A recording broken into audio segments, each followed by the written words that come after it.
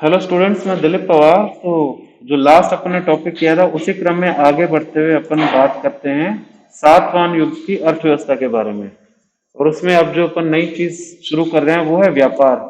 देखो आप, सातवां युग में व्यापार, सातवां युग में व्यापार, इसमें लिखो शकों, इसमें लिखो शक, शकों और सातवाहन राजाओं के बीच, शक और सातवाहन राजाओं के बीच शत्रुता, शक और सातवाहन राजाओं के बीच शत्रुता का एक कारण,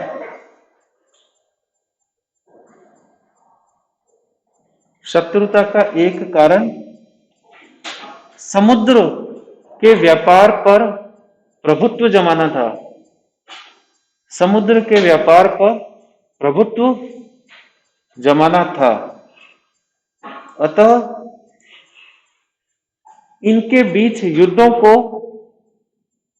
अतः इनके बीच युद्धों को व्यापारिक दृष्टिकोण से भी देखा जाना चाहिए। अतः इनके बीच युद्धों को व्यापारिक दृष्टिकोण से भी देखा जाना चाहिए। राजा, आगे लिखो, राजा का कर्तव्य था, राजा का कर्तव्य था कि वह विदेशी व्यापारियों को समुचित सुविधाएं उपलब्ध कराए। राजा का कर्तव्य था कि वह विदेशी व्यापारियों को समुचित सुविधाएं उपलब्ध करवाए। जैसे जैसे बंदरगाह के समीप कस्बों में, जैसे बंदरगाह के समीप कस्बों में विश्राम स्थल का निर्माण, जैसे बंदरगाह के समीप कस्बों में विश्राम स्थल का निर्माण, बंदरगाह की देखरेख के लिए अधिकारियों की नियुक्ति, बंदरगाह की देख रेख के लिए अधिकारियों की नियुक्ति,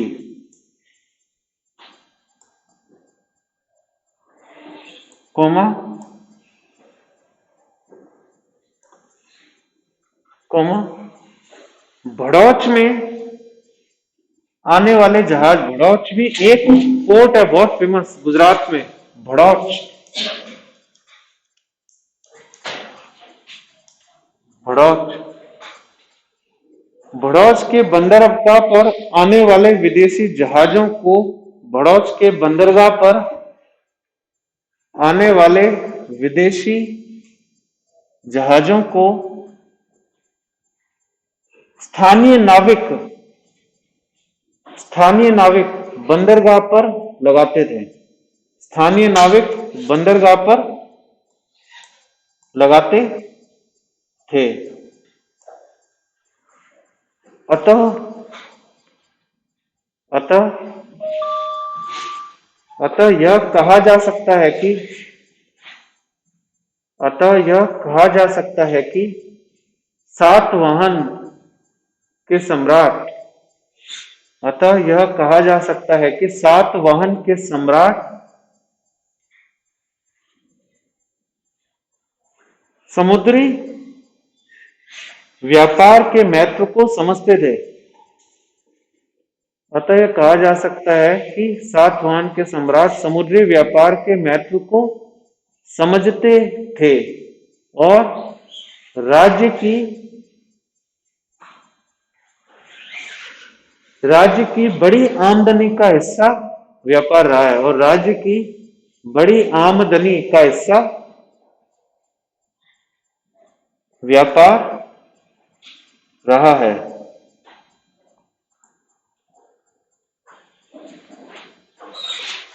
जातक कथाओं में भी अनेक व्यापारियों के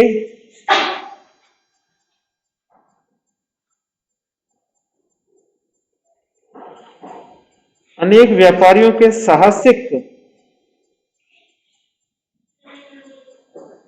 यात्राओं का वर्णन है। जातक कथाओं में भी अनेक व्यापारियों की साहसिक यात्राओं का वर्णन है। फिर आगे लिखो, सातवाहन के राजा सातवाहन युग में ऐसा कौन सा राजा था जिसके सिक्कों पर जहाज बना हुआ है? कोई बता सकता है? बहुत बेसिक क्वेश्चन है। सातवाहन युग के राजा का नाम जिसके सिक्कों पे जहाज बना हुआ था, किसी को पता है? किसी को नहीं पता? एनसीईआरटी या बेसिक चीजें आपने पढ़ी होगी स्कूल में, आप लोग हिस्ट्री पढ़ के आए, बिल्कुल ऊपर ऊपर का फैक्ट है, तो सबको पता होता है जो हिस्ट्री पढ़े। नहीं पता, वो सुना है आपने, किसी के सिक्कों के ऊपर जहाज बना हुआ था सातवाहन युग में, किसी राजा के सिक्कों के ऊपर सुना तो होगा, हो सकता है नाम अभी याद नहीं आ रहा हो। है नहीं सुना भी नहीं क्या? सिक्कों के ऊपर जहाज बना हुआ था, जैसे समुद्रगुप्त के सिक्कों पे क्या बना हुआ था? वीणा। बिल्कुल सही। तो उसी प्रकार सातवाहन के युग में भी एक राजा है जिसके सिक्कों पे जहाज बना हुआ था, डबल मास्ट शिप, यानी दो पताका वाली जहाज, डबल मास्ट यानी अच्छी क्वालिटी की जहाज बनी हुई है उसके ऊपर। उसका नाम है यज्ञ श्री सातकर्णी। तो सातवाहन के राजा यज्ञ श्री सातकर्णी, सातवाहन के राजा यज्ञ श्री सातकर्णी के सिक्कों पर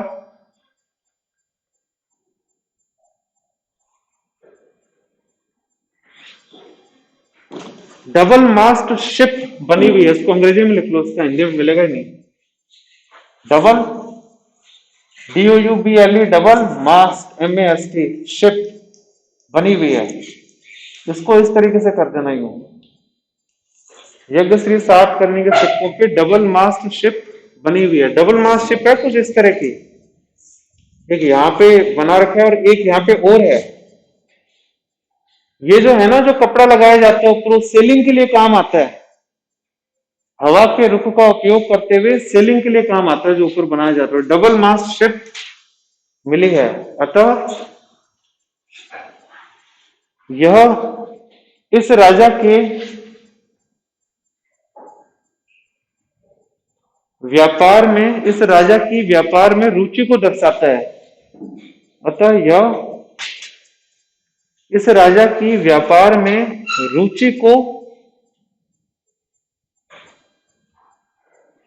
दर्शाता है।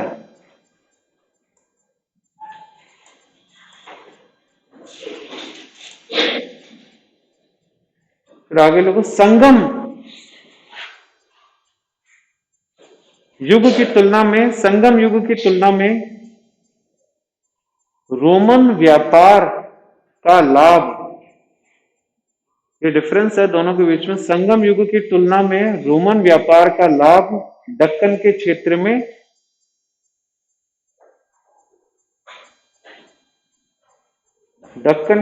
में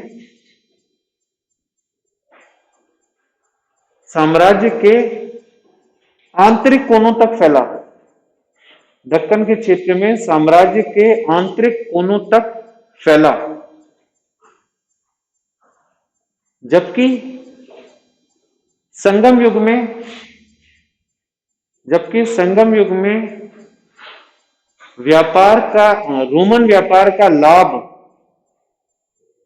जबकि संगम युग में रोमन व्यापार का लाभ मुख्यतः तटीय क्षेत्रों तक ही सीमित रहा, मुख्यतः तटीय क्षेत्रों तक ही सीमित रहा। इसका क्या मतलब है? देखो, जो रोम के साथ व्यापार था ना, वो दक्षिण भारत के साथ भी था, संगम युग के साथ भी था, और दक्कन के क्षेत्र के साथ भी था। सातवाहन का युग हो गया, शक का जो युग हो गया, यहाँ पे गुजरात के साइड में सब छत्रप शक रहा करते थे, और सातवाहन दक्कन के क्षेत्र में थे। दक्कन के क्षेत्र के साथ भी रोम वालों ने व्यापार किया, संगम युग के साथ भी रोम वालों ने व्यापार किया। लेकिन अंतर क्या है, जो इतिहासकार कहते हैं कि दक्कन के क्षेत्र में अंतरराष्ट्रीय व्यापार का लाभ क्षेत्र के आंतरिक कोनों तक फैला है, यानी आम लोगों को भी फायदा मिला अंतरराष्ट्रीय व्यापार का दक्कन के क्षेत्र में, सातवाहन के क्षेत्र में। जबकि संगम के क्षेत्र में ऐसा नहीं हो पाया। संगम के क्षेत्र में अंतरराष्ट्रीय व्यापार का लाभ केवल तटीय क्षेत्रों तक ही सीमित रह सका, उसका जो लाभ है, उसके जो फायदे हैं वो आंतरिक क्षेत्रों तक पहुंच ही नहीं पाए। इसलिए जो संगम का युग है इतना अधिक विकसित भी नहीं हो पाया। हालांकि वहां पे भी राजा रहे हैं, लेकिन वहां पे एक बड़े बड़े साम्राज्य स्थापित नहीं हो पाए शुरू में। चोल के आपने नाम सुना होगा, चोल, चेर, पांड्या, ये एक प्रकार से जनजाति के मुखिया ही रहे हैं। ये बहुत बड़े राजा उस समय में नहीं बन पाए। डिफरेंस समझ रहे हो ना आप क्या है इसके अंदर। फिर आगे लिखो, इसके अगला पैराग्राफ लिखो। दक्कन के क्षेत्र में, दक्कन के क्षेत्र में राजा, कौमा, संघ और श्रेणी, दक्कन के क्षेत्र में राजा, कौमा, संघ, कौमा, श्रेणी के बीच एक अंतर संबंध स्थापित हुआ, के बीच एक अंतर संबंध स्थापित हुआ और इस संबंध के कारण, और इस संबंध के कारण इस क्षेत्र का,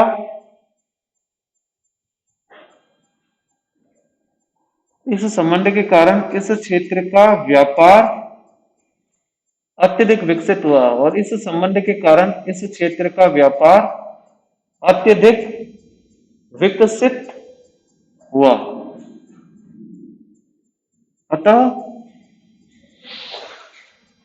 अतः सम्राट, संघ और श्रेणी, अतः सम्राट, संघ और श्रेणी तीनों वर्गों का हित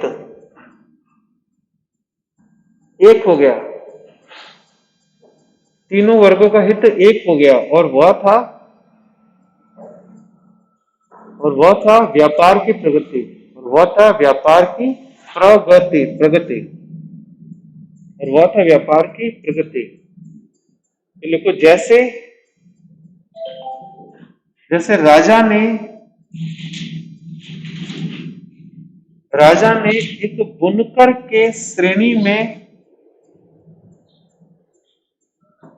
राजा ने एक बुनकर की श्रेणी, बुनकर जो कपड़े बनाते हैं, राजा ने एक बुनकर की श्रेणी में धन जमा कराया, बुनकर की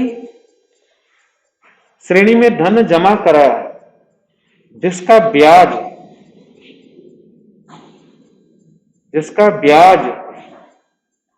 श्रेणी को नासिक के एक संघ को देना होता था, जिसका ब्याज श्रेणी को नासिक के एक बौद्ध संघ को देना होता था।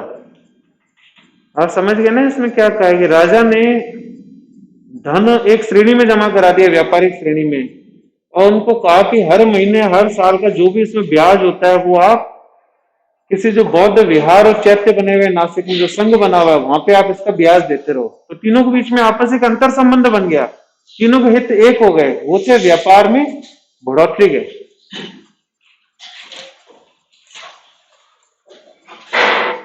फिर लिखो, इस समय बौद्ध केंद्रों की संख्या भी बढ़ी, इस समय बौद्ध केंद्रों की संख्या भी बढ़ी, जो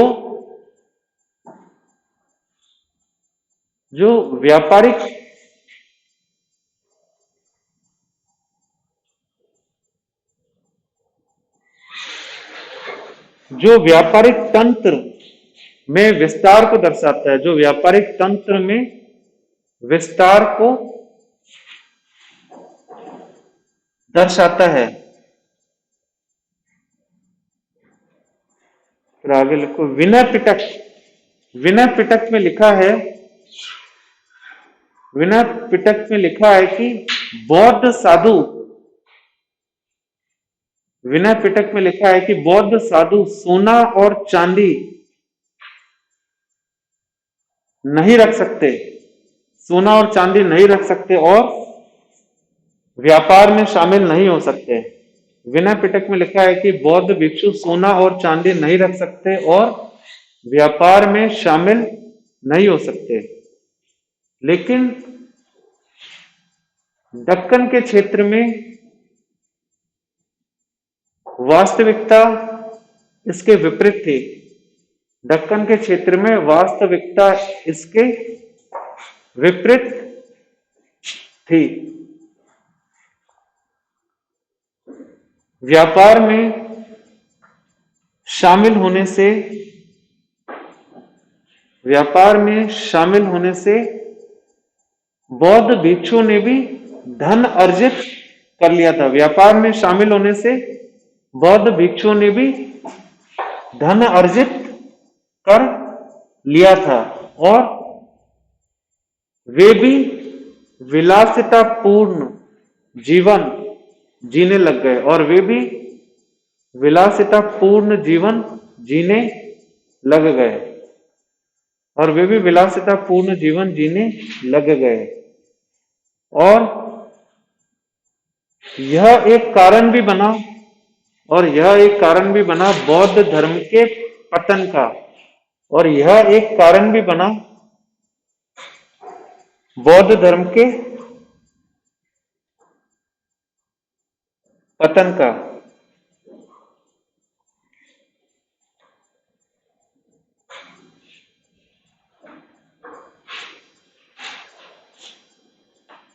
बौद्ध भिक्षुओं के लिए व्यापार की अपार संभावनाएं थी। बौद्ध भिक्षुओं के लिए व्यापार की अपार संभावनाएं थी। जैसे व्यापारियों के द्वारा मूर्तियां, पूजा की पवित्र सामग्री, जैसे व्यापारियों के द्वारा मूर्तियां, पूजा की पवित्र सामग्री, मालाएं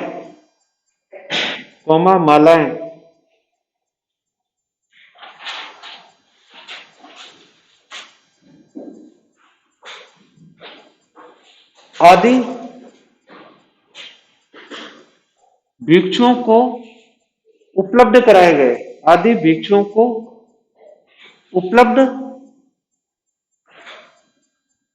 कराए गए और जिनका उपयोग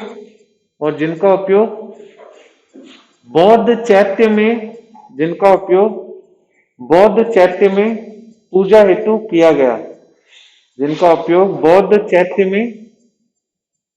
हेतु किया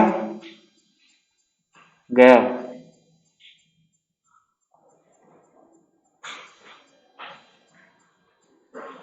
इसी के साथ ही अर्थव्यवस्था पे हम अपना यहाँ पे लेक्चर यही समाप्त करते हैं। मुझसे जुड़ने के लिए आप लोगों का बहुत बहुत धन्यवाद।